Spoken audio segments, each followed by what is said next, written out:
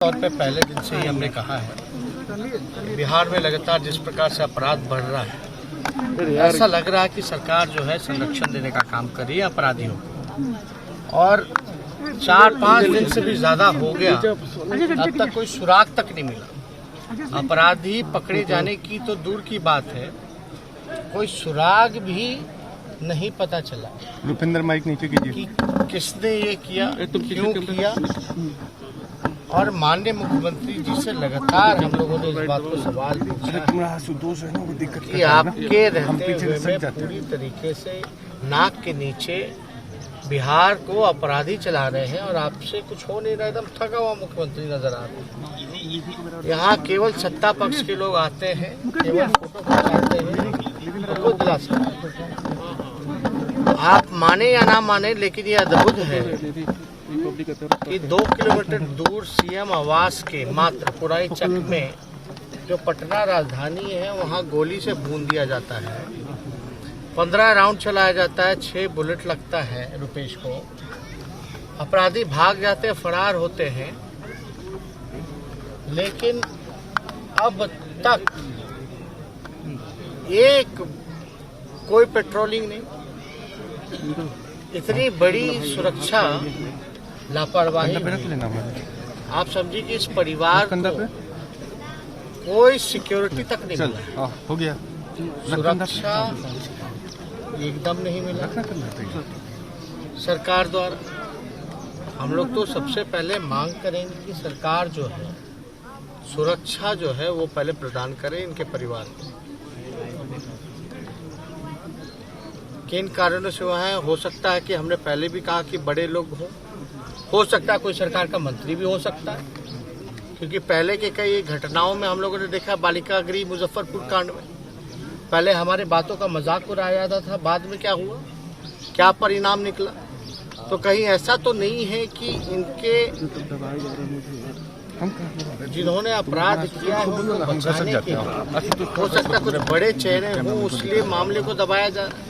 क्या यही वजह है जो स्लो इन्वेस्टिगेशन करके केस को खत्म और रफा दफा करने का काम किया जा रहा है? ठीक है, ये हो सकता है। और आप देखिएगा कि ये कोई मामूली घटना नहीं है। रुपेश सिंह जितने मिलनसार और जितने धनी व्यक्तित्व का था, हम लोग भी मिलते जुलते थे, हमारे से तो अच्छी दोस्ती थी, मिलना जुलना था, लेकिन कोई सोच भी नहीं सकता कि उनकी कोई दुश्मनी हो सकती है। अब बच्चे हैं छोटे, उनका फ्यूचर सिक्योर कैसे हो? पिता के रहने के बाद तो सिक्योरिटी रहती है, लेकिन अब ऐसी हालात में बड़ा मुश्किल दौर से ये परिवार गुजर रहा है। और बार बार छोटी बच्ची जो है, बेटा जो है 4 साल का, वो भी कह रहा है कि भाई बिहार पुलिस पर उनको विश्वास नहीं है, जांच सीबीआई की होनी चाहिए। और सीबीआई जांच हो, साथ में कोर्ट मॉनिटर्ड द्वारा जांच हो, यानी कोर्ट के निगरानी में, हाई कोर्ट के निगरानी में सीबीआई जांच होनी चाहिए। बिहार पुलिस का क्या काम है?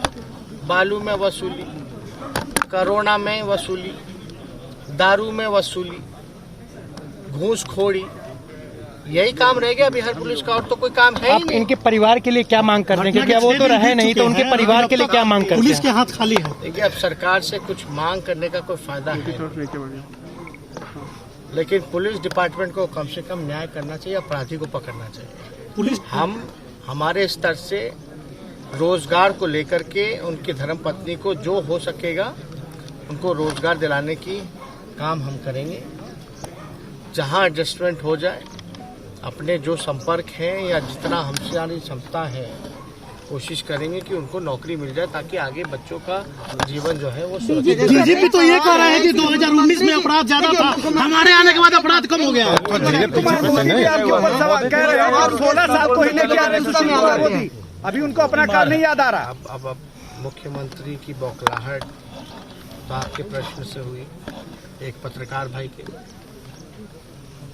सिस्टम से आदमी सवाल पूछेगा ना, सरकार से ही सवाल पूछेगा ना। और कौन सा ऐसा बुरा सवाल है? यही तो पूछा जा रहा है कि अपराध क्यों हो रहा है, कौन कर रहा है और कब तक गिरफ्तारी होगी, कब तक कार्रवाई होगी। लॉ एंड ऑर्डर तो बद से बदतर होता चला गया है। अब डीजीपी पल्ला झाड़, डीजीपी तो बोल रहे हैं कि 2019 में अपराध ज्यादा था, 20 में कम है। 16 साल से मुख्यमंत्री तो नीतीश कुमार हैं, होम डिपार्टमेंट भी उन्हीं के पास है।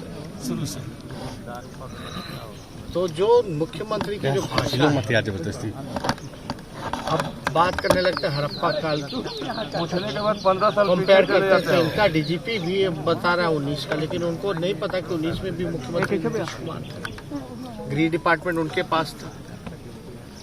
तो ये तो आप पल्ला झाड़ने वाली बात हुई ना डीजीपी को। अगर इस तरह का स्टेटमेंट, गैर जिम्मेदाराना बयान आना, आप इस पे क्या कह सकते हैं? ऐसे लोगों से क्या उम्मीद की जा सकती है? क्या विश्वास रह जाएगा लोगों का सिस्टम से, सरकार से, पुलिस से?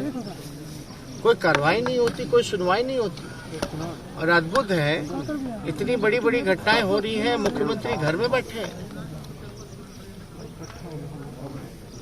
ये कहाँ निकल रहे हैं? कौन सा काम कर रहे हैं? कम से कम अपराध हो गया, आप रोक नहीं पाए, तो कम से कम पीड़ितों से मिलकर के उनको तो मजबूती तो दीजिए, उनके भविष्य को तो बेहतर बनाइए। इतना तो काम हो ही सकता है, या ये भी नहीं हो सकता? अगर ये सारे काम हो ही नहीं सकते तो मुख्यमंत्री रह करके क्या फायदा? और मुख्यमंत्री तो अपना पहले ही से पल्ला झाड़ रहे हैं। क्या कह रहे हैं कि हमको जबरन मुख्यमंत्री बनाया गया, तो होम डिपार्टमेंट छोड़ दो, दे दो किसी को जिससे चलाए। क्यों पकड़ कर बैठे हुए हैं अगर जबरदस्ती बनाए? लोग सत्ता के लोभी लोग, ना जनता के हैं ना किसी काम के हैं। ये केवल अपने स्वार्थ की पूर्ति के लिए हैं, जो लोभी लोग हैं।